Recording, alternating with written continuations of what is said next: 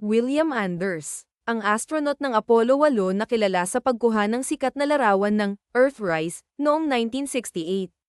Noong ika-21 ng Disyembre taong 1968, si Anders ay gumawa ng kasaysayan bilang isang miyembro ng misyong Apollo 8. Ito ang unang sasakyang pangtao na umalis sa orbita ng Earth, maglakbay patungo sa buwan, mag-orbit dito, at ligtas na bumalik sa Earth. Sa panahon ng misyon, si Anders, kasama ang kapwa-astronaut na sina Frank Borman at Jim Lovell, ay naging unang mga tao na saksihan at kunan ng litrato ang pagbangon ng Earth sa ibabaw ng lunar horizon. Ang sikat na larawang, Earthrise, ni Anders ay nakuha ang eksaktong sandali na ito. Sa kasamaang palad ay pumanaw sa edad na 70 matapos maganap ang isang aksidente sa eroplano. Kumpirmado ng kanyang anak ang balita, na iniuuri siyang isang magaling na piloto.